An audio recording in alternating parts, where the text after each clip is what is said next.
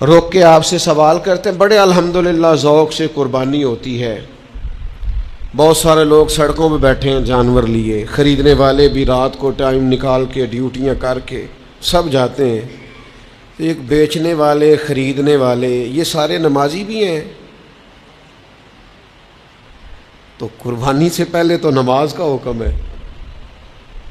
نماز فرض ہے, قربانی واجب ہے. ایک صحابی کہتے ہیں میرے ماموں نے عید کی نماز سے پہلے قربانی کر لی. جانور بھی قربانی کی نیت سے خرید رکھا ہوگا, ارادہ بھی قربانی کا تھا, پر نماز سے پہلے قربانی کر لی. نبی کریم علیہ السلام نے فرمایا یہ گوشت ہے, قربانی نہیں. پہلے نماز ہوگی عید کی, فصل لربک وانحر. ترتیب یہ ہے قرآن پاک کی کہ پہلے نماز, پھر عید والے دن بھی پہلے عید کی نماز ہوگی, اس کے بعد قربانی ہوگی. تو فرمایا گوشت ہے یہ, گویا اسے حرام نہیں کرتے, کھا لے گوشت سمجھ کے, پر یہ قربانی نہیں. قربانی فقط جانور ذبح کرنے کا نام نہیں, رب رسول کا حکم ماننے کا نام قربانی ہے.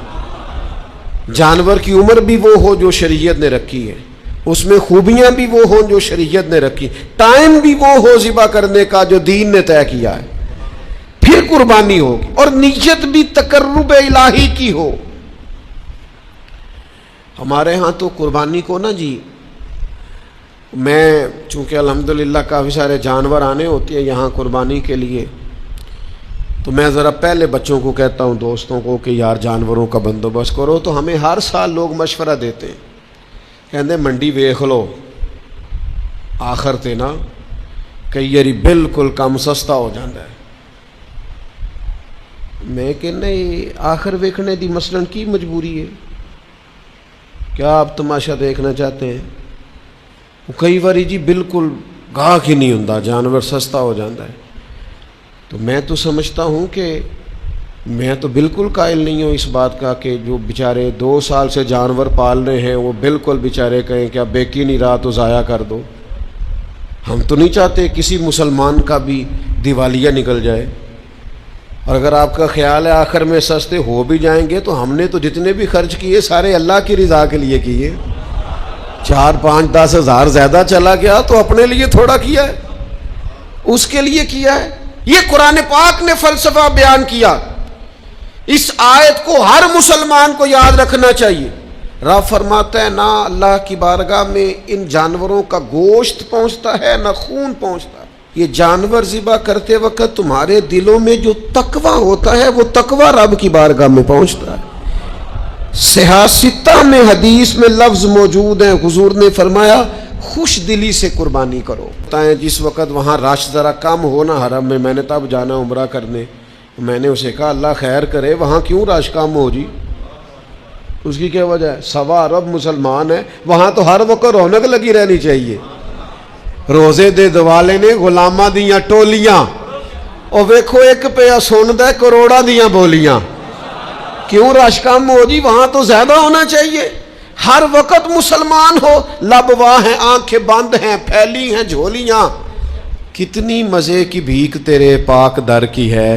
اور پھر کہتے ہیں ماہ مدینہ اپنی تجلی عطا کرے. یہ ڈھلتی چاندنی تو پہر 2 پہر کی ہے, حضور مہربانی کرے. تو میرے بھائی قربانی کا فلسفہ آپ سمجھے, فربا جانور, سونا جانور, خوبصورت جانور خوش دلی سے ذبح کریں, اور جو نہیں کر سکتے وہ بھی خوش رہیں. ان کی طرف سے حضور نے کر دیا ہے. 2 جانور حضور لاتے تھے, فرمایا ایک میری طرف سے ایک میری امت کی طرف سے. سیدہ طیبہ طاہرہ ام المومنین سیدہ عائشہ صدیقہ رضی اللہ تعالی عنہ فرماتی کالا مینڈا حضور لائے, پیر بھی کالے, اس کا چہرہ, اس کا پیٹ بھی, وجود بھی کالا. پھر حضور نے مجھے بلایا, میں حاضر ہوئی تو فرمایا عائشہ یہ چھری لو اور اس کو تیز کرو پتھر پر. فرماتی ہیں میں نے چھری کو پتھر پر تیز کیا, رسول کریم نے خود دست مبارک سے جانور ذبح کیا, اور حضور فرمانے لگے یا اللہ یہ میری طرف سے بھی قبول فرما, میری اولاد کی طرف سے بھی قبول فرما, اور میری امت کی طرف سے بھی قبول فرما. اور بڑے خوش نصیب ہیں وہ جن کی طرف سے رسول کریم نے قربانی فرمائی ہے۔ تو میرے عزیز خوش رہیں، خوش دلی سے کریں۔ کام تھک کے بھی ہو ہی جاتا ہے، پریشان ہو کے بھی ہو ہی جاتا ہے، لو انہیں بھی ایک خرچہ پہ گیا معاذ اللہ، اس طرح بھی ہو ہی جاتا ہے۔ لیکن اگر بندہ ذرا ذوق سے لے تو لطف لے، ذرا اس کا ذرا مزہ اس کو آئے، تو پھر ذرا طبیعت دوبالا ہو جاتی ہے۔ خوش دلی سے خوبصورت کر کے قربانی کی جائے۔ یا رسول اللہ کیا ہوا؟ فرمایا میں تیرا قربانی کا جانور ذبح کرنے لگا۔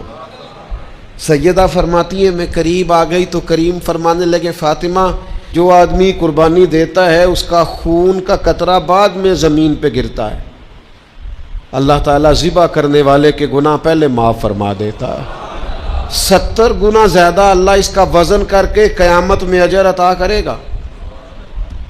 قربان جاؤں سیدہ پاک کے، کیا پیار ہے حضور کی امت سے۔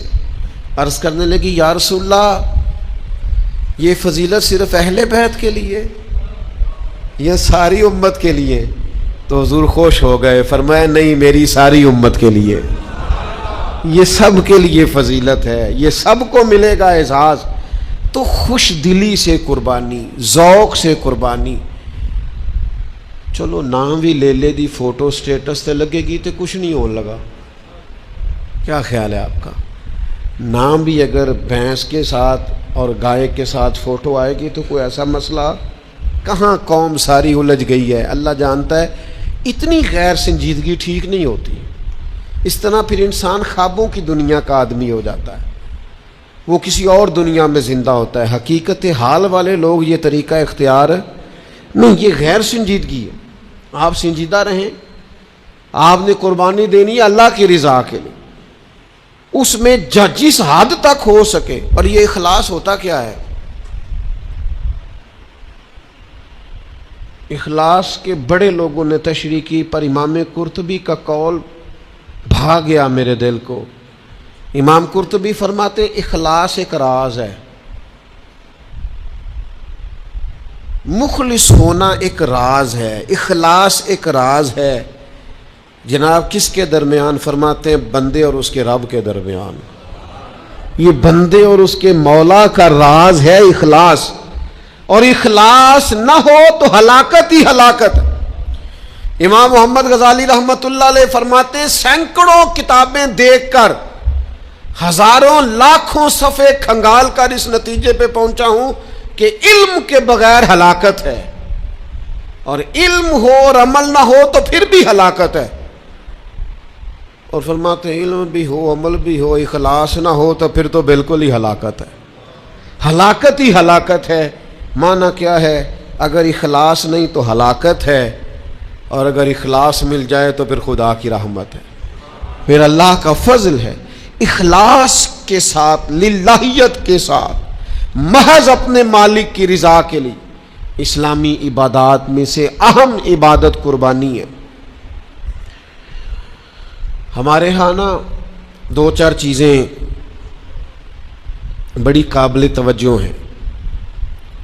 جب آپ عبادت کرتے ہیں نا تو عبادت وہ نہیں ہوتی جو ہم طے کرتے ہیں، عبادت وہ ہوتی ہے جو اللہ رسول طے کریں گے۔ آپ اپنی مرضی سے کوئی چیز طے کر لیں، یہ نہیں ہو سکتا۔ لیکن نا آپ عمرہ کرنے کے لیے جاتے ہیں، خانہ کعبہ کے گرد گھومنا عبادت ہے، صفا مروہ کے بیچ صرف آپ کچھ نہ پڑھیں، کوئی دعا نہ پڑھیں، آپ طواف کریں خالی، کوئی لفظ بھی ادا نہ کریں، آپ کو اتنا ہی ثواب ملے گا جتنا نفل نماز پڑھنے کا ثواب ملتا ہے۔ یہ عبادت ہے۔ صفا مروہ کے بیچ آپ صرف چل رہے ہیں، عبادت ہے۔ آپ نے سر منڈایا ہے، ہر ہفتے نہیں لوگ حجامت کرواتے، لیکن آپ نے وہاں سر منڈایا ہے بیت اللہ شریف جا کے، اللہ کے محبوب نے اس بندے کے لیے بخشش کی دعا کر دی جو وہاں جا کے سر منڈوائے، کہا اللہ یہ حلق کرانے والوں کو، ٹینڈ کرانے والوں کو بخش دے۔ 3 دفعہ حضور نے دعا کی۔ وہاں یہ سر منڈانا عبادت ہے. آپ کا گھر میں ہر ہفتے آپ حجامت کرواتے ہیں، لیکن وہ آپ کی عبادت ہو گئی. کیوں؟ کہ اللہ نے طے کر دی ہے. جو وقت جس ٹائم جو چیز شریعت عبادت طے کرے وہ عبادت ہے. 10 ذی الحج کو نماز بھی پڑھی جاتی ہے، 5 نمازیں بھی پڑھی جاتی ہیں. قرآن پڑھنے والے قرآن بھی پڑھتے ہوں گے، نفل پڑھنے والے اس دن نفل بھی پڑھتے ہوں گے، صدقہ بھی ہوتا ہوگا، لوگ ایک دوسرے سے ملاقات بھی کرتے ہوں گے. 10 ذی الحج کو سارے خیر کے کام ہوتے ہوں گے، لوگوں کی خیر خائی کے لیے جو بن پڑتا ہے کرتے ہوں گے.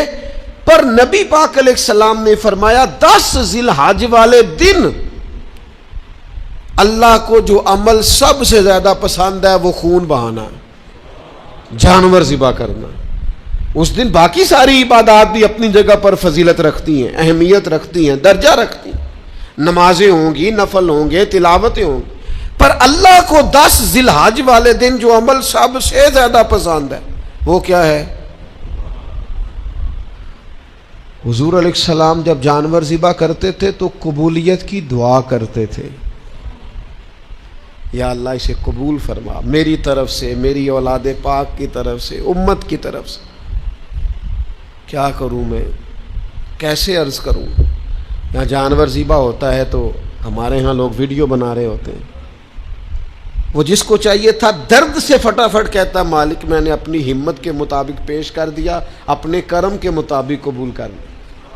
دعاؤں کا ٹائم تھا. یہ عمل تو سب سے زیادہ پسند ہے اللہ کو، یہ قرب الہی والا عمل ہے، اللہ کے قریب جانا تھا. یہاں سیلفیاں ہو رہی ہیں، تصویریں ہو رہی ہیں، دیکھا جا رہا ہے، بڑی بڑی باتیں ہو رہی ہیں. وہ خدا کے بندو اس کو عبادت بناؤ، اس کو عبادت جانو، یہ تقرب الہی کا ذریعہ ہے. کچھ لوگ بڑے سیٹ صاحب ہوتے ہیں، بڑے نواب صاحب ہیں، وہ جانور کے قریب نہیں جاتے، کہتے ہو میں پڑھا لکھا ہوں، میں تو جناب وہ بڑا مہذب آدمی ہوں، یہ تو فلاں آدمی کرے گا. رسول اللہ صلی اللہ علیہ وسلم سے زیادہ نہ کوئی نازک مزاج ہو سکتا ہے، نہ کوئی پاک ہو سکتا ہے، نہ کوئی لطیف ہو سکتا ہے. رسول اللہ صلی اللہ علیہ وسلم سے بڑھ کر نہ کوئی سونا ہو سکتا ہے، نہ کسی میں جاذبیت ہو سکتی ہے. حسن وہی ہے جو میرے محبوب نے کر دیا ہے، خوبصورتی وہی ہے جدھر حضور گئے ادھر ہی حسن سارے کا سارا سمٹ کر چلا گیا. داستان حسن جب پھیلی تو لامحدود تھی، اور جب سمٹی تو بس تیرا نام ہو کر رہ گئی. خوبصورتی وہی ہے جو حضور نے کر دیا. لیکن میرے عزیزو، نبی کریم نے تو اپنے دستے مبارک سے جانور ذبح کیا. اس لیے پتہ نہیں آپ نے کس چیز کا نام پڑھا لکھا نفیس ہونا اور جناب وہ جی میرے بچے ڈرتے ہیں. تو بھائی آپ بھی ڈرتے ہوں گے جبھی تو بچے ڈرتے ہیں. یہ جی پڑھا لکھا نوجوان قریب نہیں آتا، کیوں نہیں آتا جی؟ کچھ بھی نہیں ہوتا. یہ تو وہ عمل ہے جو عمل خیر ہے، حضور نے کیا ہے. بات سنو گے تو خوش ہو جاؤ گے، بخاری میں موجود ہے. حج کے موقع پر رسول پاک نے 100 اونٹ منگایا تھا ذبح کرنے کے لیے. 63 اونٹ رسول کریم نے اپنے دستے مبارک سے ذبح فرمائے ہیں. یہ اشارہ تھا کہ حضور کی عمر مبارک 63 سال ہوگی. 63 اونٹ خود ذبح فرمائے، اور باقی فرمایا علی آپ کے ذمہ لگاتا ہوں، باقی آپ کر دے سارے. اور باقی مولا علی شیر خدا نے فرمائے حضور.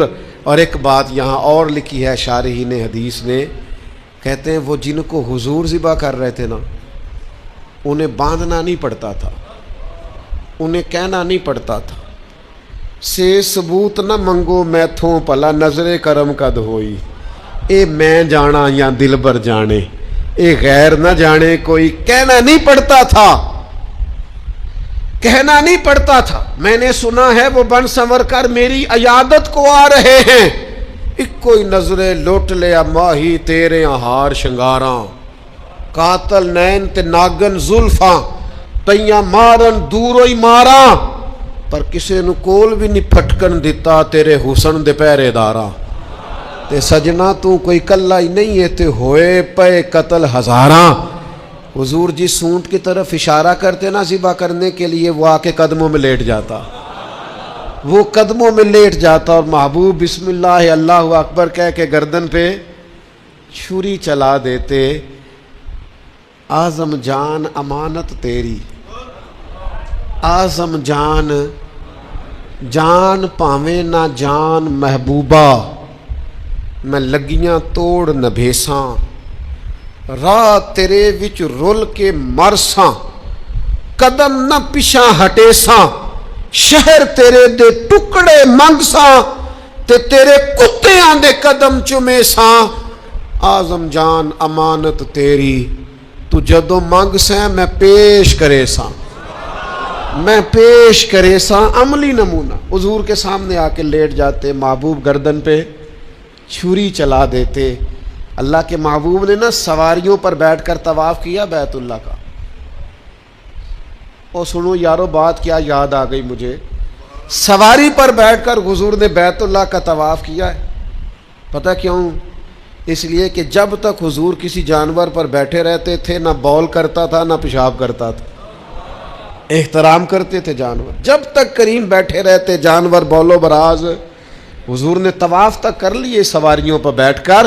رسول کریم علیہ السلام نے فرمایا ابو بکر، جنوں اور فرشتوں کے علاوہ اللہ کی ساری مخلوق جانتی ہے کہ میں اللہ کا رسول بن کے آیا ہوں. یہ سارے جانتے ہیں، سب کو پتہ ہے، اونٹوں کو، جانوروں کو، حشرات کو، سب کو پتہ ہے. قربانی خوش دلی سے، قربانی ذوق سے، قربانی محض اللہ کی رضا کے لیے. ہمارے دیہاتوں میں نا ہم نے یہ دیکھا ہے کہ وہ جو گھر کا جانور ہوتا تھا نا قربانی کے لیے رکھا جاتا تھا. کبھی جانوروں کو کسی جگہ لے کے جاتے پانی پلانے کھیت میں تو ہانکتے تھے نا، تو ہمارے پرانے دیہاتی لوگ جو قربانی کا جانور ہوتا تھا اسے چھڑی بھی نہیں مارتے تھے. کہتے تھے بھی یہ قربانی دا ہے، یہ اللہ دے نال ہے. چارہ ڈالتے نا چارہ، تو اس کو تھوڑا سا، سمجھ آ رہی ہے میری بات کی، اس کو تھوڑا زیادہ ملتا. اس کو ذرا کھل بنولا اور چلو ونڈا آخ لینے، ہاں اس کو تھوڑا سا زیادہ ملتا. کیوں؟ یہ دیکھو نا، یہ لوگ ان پڑھ ہوتے تھے پر ذوق ان کا بڑا پڑھا لکھا تھا. کتابیں تھوڑی پڑھی تھی پر دل محبوب حجازی کی محبت میں پورا تعلیم یافتہ تھا. یہ لوگ انفرادی اس کے ساتھ سلوک کرتے، کہتے جانور قربانی کا ہے، یہ اللہ کے نام پر ذبح کرنا ہے، اس کے ساتھ انسیت زیادہ ہے، اس کی قدر زیادہ ہے، اس کی اہمیت زیادہ ہے. بس اس بات کو سمجھ لیں. میں اعتراض نہیں کرتا جو لوگ، اب جگہ ہی نہیں ہے لوگوں کے گھروں میں تو لوگ ایک دن پہلے جانور خرید کے لاتے ہیں، میں اعتراض نہیں کرتا، لیکن بہرحال وہ بھی بڑے معنی خیز لوگ تھے جو مہینوں پہلے لا کے جانور پالتے تھے. ایسے لوگ بھی دیکھیں، عید گزری ہے بڑی، عید کے بعد ہی انہوں نے جانور خرید لیا کہ پورا سال اس کی حفاظت کریں گے، خدمت کریں گے، اور عید پر اللہ کے راستے میں. یہ ذوق چاہیے، یہ والی کیفیات چاہیے تاکہ قربانی کی اصل روح وہ بیدار ہو. ایک تو ذوق کے ساتھ قربانی کریں، دوسرا اس کو تفاخر کبھی بھی نہ بنائیں. اس کی کوئی بھی عمل بندہ کرتا ہے اس کے پیچھے کچھ روحانیت ہوتی ہے، کوئی فلسفہ ہوتا ہے، اس فلسفے کو سمجھے. صحابہ نے پوچھا تھا یا رسول اللہ صلی اللہ تعالی علیہ وسلم یہ قربانیاں کیا ہیں، ان کا فلسفہ کیا ہے؟ تو قربانی نبی کریم کی بھی سنت ہے، پر حضور نے فرمایا یہ تمہارے باپ جناب ابراہیم کا طریقہ ہے. قربانی تو حضرت ابراہیم نے تو بیٹا ذبح کیا تھا، چھری چلا دی تھی، اپنی طرف سے انہوں نے کر دیا تھا ذبح. وہ تو اللہ تعالیٰ کو جو منظور صاحب فدیناہ بذبح عظیم. حضرت ابراہیم کی روح تو یہ ہے کہ سب سے قیمتی چیز اگر قربانی میں مانگی جائے تو دیر نہ کی جائے. تو اس ذوق کو تو دیکھیں نا، حضور نے فرمایا کہ تمہارے باپ ابراہیم کا طریقہ. تو صحابہ نے عرض کی حضور ہمیں ملے گا کیا اس میں سے؟ تو حضور فرمانے لگے قربانی کے جانور کے چھوٹے سے چھوٹے بال کے بدلے اللہ تمہیں بڑی سے بڑی نیکی عطا فرمائے گا. ایک ایک بال پر نیکیاں دے گا مالک کریم. میرے عزیزو، اس کے فلسفے کو سمجھیں. جب تک روح خلیل سے فیض یاب نہیں ہوتے قربانی کا عمل اس طرح سے ذوق اور اس طرح سے کیفیت عطا نہیں کرتا۔ پھر ایک اور بات بھی، اللہ تعالیٰ نے نا امیروں کے مال میں غریبوں کا حصہ رکھا ہے۔ مشکات میں حدیث ہے، حضور فرماتے ہیں تمہیں جو رزق دیا جاتا ہے یہ تمہارے ضعیفوں کی وجہ سے دیا جاتا ہے۔